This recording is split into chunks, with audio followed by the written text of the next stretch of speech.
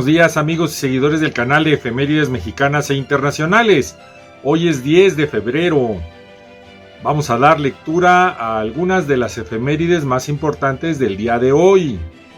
Si te está gustando nuestro formato, por favor danos un me gusta al video, suscríbete al canal, pide que te notifique cuando aparecen los videos. Normalmente lo estamos haciendo a las 5 de la mañana, uno que otro se nos pasa en el horario, pero ahí va.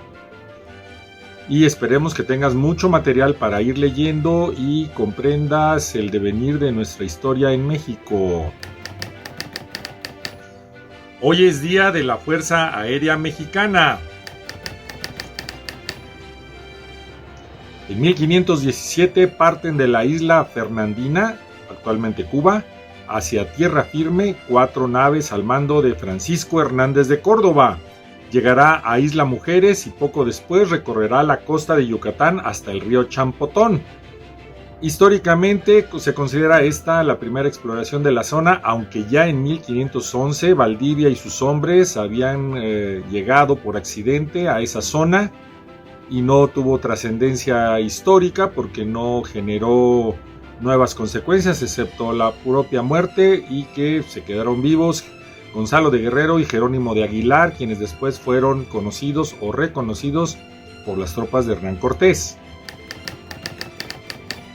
Y 2 años después, en 1519, sale de la isla Fernandina hacia nuevas tierras una tercera expedición, esta al mando de Hernán Cortés.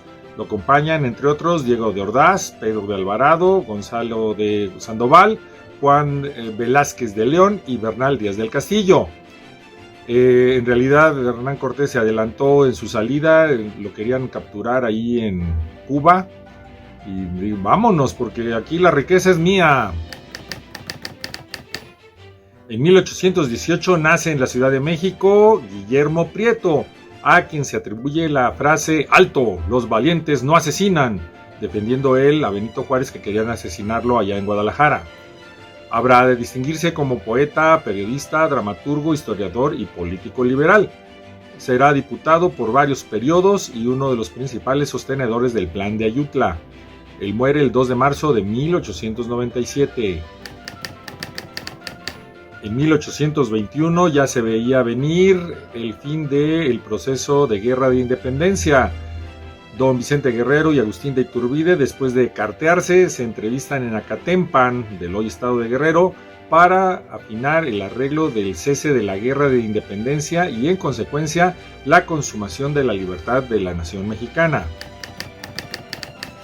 En 1854 muere en Tacubaya, Distrito Federal, el general don José Joaquín de Herrera, expresidente de la República, quien naciera el 23 de febrero de 1792. En Jalapa, Veracruz. Realista primero, se afilia después al Plan de Iguala y logra el grado de general brigadier en el ejército trigarante. Él representa a su estado como diputado al primer Congreso Constituyente. Al respecto de este personaje te dejamos una semblanza, en la parte de abajo verás la liga para que puedas leer sobre él. En 1867, por medio de una carta, el mariscal francés Achilles Bazaine pide a Maximiliano que abdique y le ofrece conducirlo a Europa, dado que las condiciones militares y económicas les son adversas. Sin embargo, Maximiliano le dice: "No, aquí me quedo, yo soy el emperador". En 1884 fallece la profesora, contadora y fundadora de instituciones Lucía Tagle Mesa. Sus padres abandonaron su hogar en Toluca al ser proclamado el Plan de Ayutla por oponerse a Santa Anna. Ella se formó como profesora de la Sociedad Lancasteriana en la Ciudad de México en la Escuela Libertad. Obtuvo medalla y diploma como la mejor alumna de aquella sociedad y por ello fue directora de la Escuela Benito Juárez, estudiando además contabilidad. En las mismas instalaciones de su escuela fundó la Academia Nocturna de Materias e Idiomas, inaugurándola en 1878. Dirigió la Escuela Municipal de Obreras. Ella había nacido el 13 de diciembre de 1854, un personaje muy importante que hay que recordar. Un acontecimiento florido.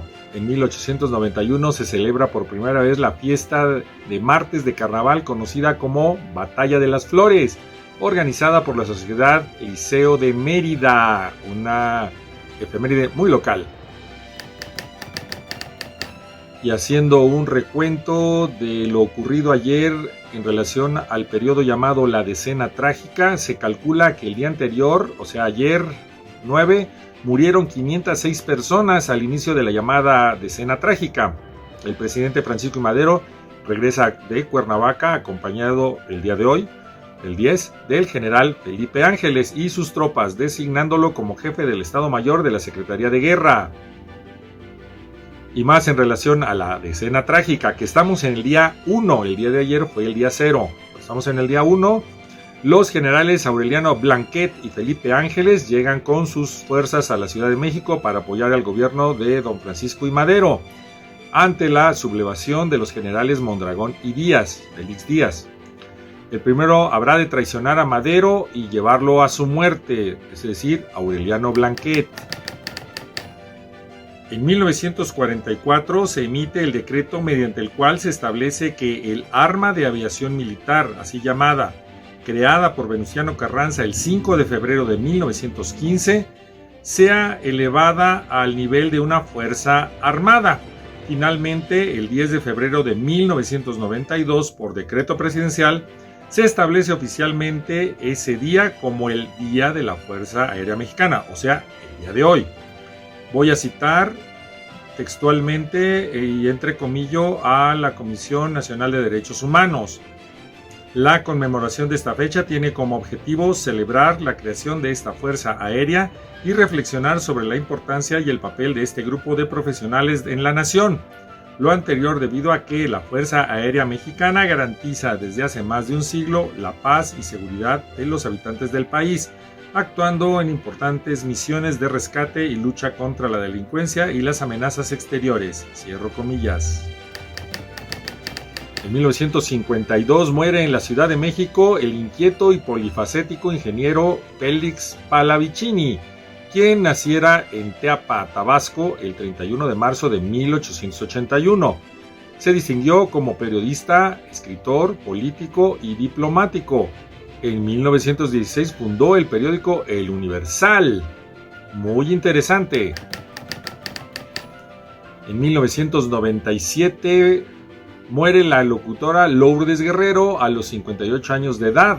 Ella fue actriz y presentadora de televisión mexicana, reconocida por su participación en el programa de noticias Hoy Mismo, en el que se inició en 1974 y lo hizo hasta 1989.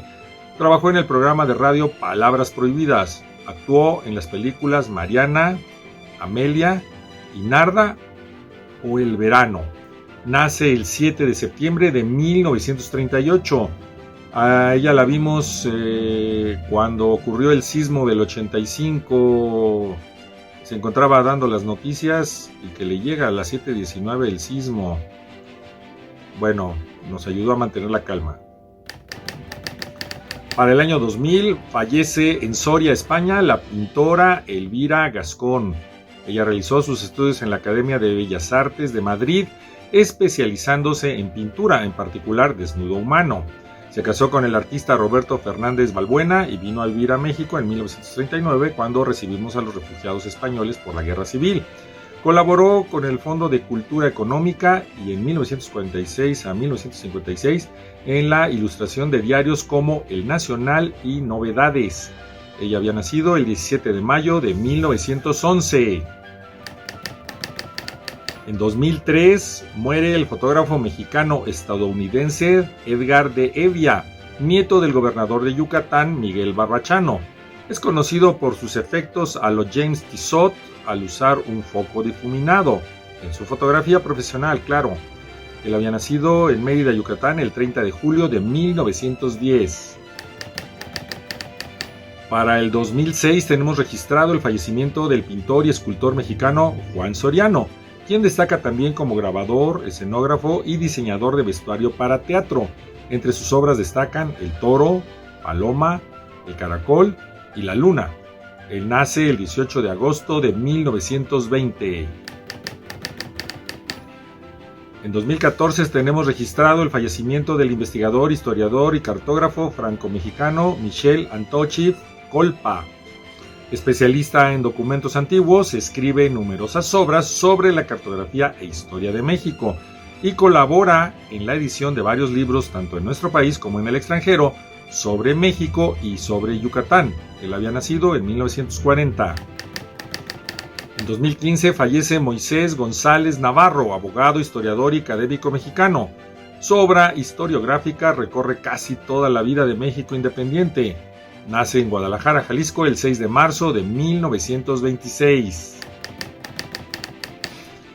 En el ámbito internacional, reportaremos que en 1837 muere el escritor ruso Alexander Pushkin, quien destaca por su talento poético precoz.